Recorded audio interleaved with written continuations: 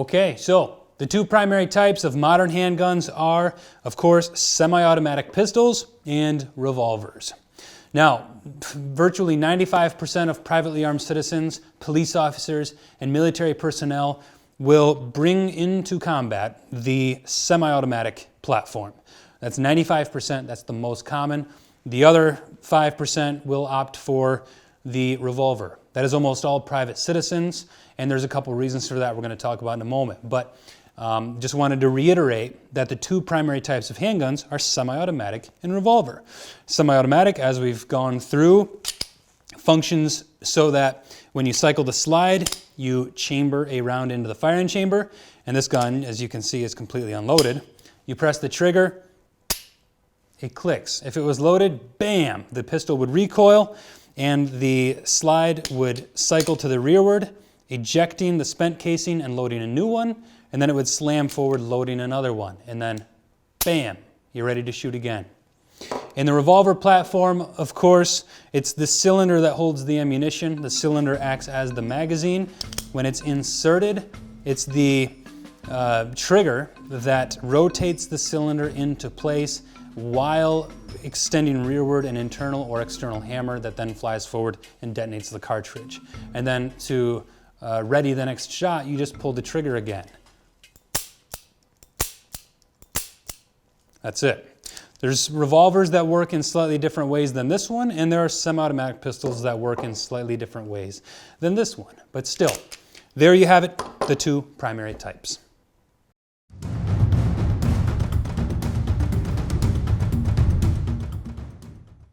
As we talked about in the earlier chapter on the history of and evolution of firearms design, you already know that revolvers have significant disadvantages over modern semi-automatic pistols. That's why most modern handguns have evolved in that direction.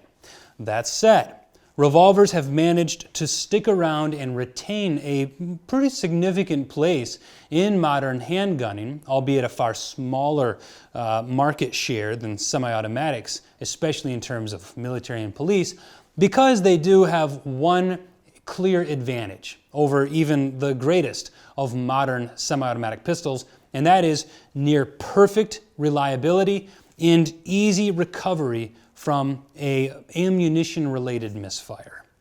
So if you take good care of a modern combat quality handgun, such as this Glock, or any pistol that a police officer or soldier carries, they have almost 99.9% reliability. And that means that you can fire 1,000 rounds and you're only going to have maybe one weapons-related malfunction. Many of these go even a step further to the astronomical reliability record of 99.99%. And that means you could fire almost 10,000 rounds and you might only see one handgun-related malfunction. Now that's impressive, but that doesn't change the fact that there are a lot more moving parts in the mechanism of a semi-automatic firearm, and there is a lot more potential for obstruction that will cause a misfire or a jam in a modern semi-automatic pistol rather than a revolver. And when those jams happen, the modern semi-automatic pistol takes a little bit more work to recover from and get that weapon ready for continued firing than a revolver does.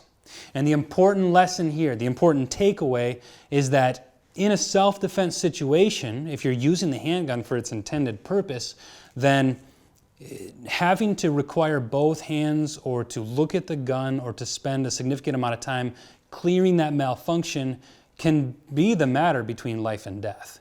Now, I certainly don't want to overstate this. Obviously, if the disadvantages even came close to outweighing the advantages, all modern police and military, it wouldn't go with the modern semi-automatic pistol.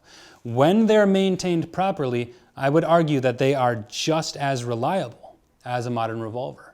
However, because most people choose to carry a substandard or sub-quality modern pistol, in other words, they're not going for the highest quality gun they can, and they're getting a more inexpensive gun that may use less quality parts, for example, those people may experience malfunctions more often.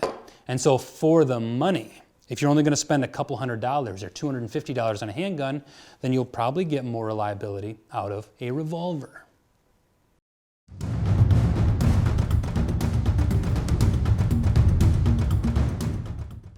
So there are only a couple situations in which I would recommend that a shooter goes with a revolver instead of a semi-automatic pistol.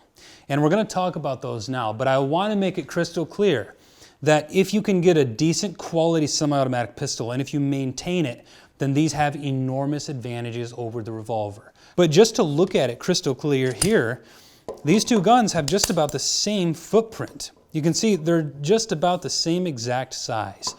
And yet this one holds 5 rounds and this one holds 10 in the magazine and 1 in the chamber for a total operational effective ammunition capacity of 11 rounds. So it holds over twice as much ammunition. But the real kicker is that the ammunition that this one holds is significantly more powerful and therefore more effective for your purposes of self-defense than the ammunition that this holds, even when it's 38 Special plus P, which means an overcharged cartridge. We'll talk about all that later. But the real thing that you want to take away from this is that the only time I would ever recommend that you go with a revolver over a semi-automatic is when you need to go smaller than this size. If you have to go smaller than the palm of your hand, then you're going to have a hard time. It's virtually going to be impossible to find a semi-automatic pistol that will pack as much punch as a small revolver will while being as reliable as that revolver. So with these two, it's a hands-down comparison. The Glock 26 wins every time, in every category. It's more accurate, it's more comfortable to shoot, it holds more ammunition, the ammunition's more powerful, it's effectively just as reliable. However, if you have to go smaller than this, if you stick with the semi-automatic platform, because of the limits of materials and engineering and design, you're going to start losing reliability. And in that situation, if I had to go smaller than this, I would opt for a revolver. And that's really it. Now, we're going to talk about a couple of the other disadvantages of this system and when you should go with a revolver in more detail in just a few chapters. But to sum it up, the last reason why I would ever go with this revolver over semi-auto is if I had a very weak grip or weak wrists, and I simply couldn't perform the actions necessary to cycle that slide, because it can require up to 10 or 15 or 20 pounds of force to manipulate the slide. Now for somebody like me, piece of cake. I can do this all day long. It's not a challenge. For an elderly person, that might be too much, and it might be easier to simply close a cylinder over a revolver. And there's a couple other reasons, but again, we're going to talk about weak wrists and the consequences of weak wrists and shooting handguns in a chapter further on. I just want to make it crystal clear that these are the two main types of weapon or of handguns: the revolver platform, the semi-automatic platform, and that in 95% of applications for 95% of people, it's always going to make more sense to go with a semi-automatic high-quality pistol.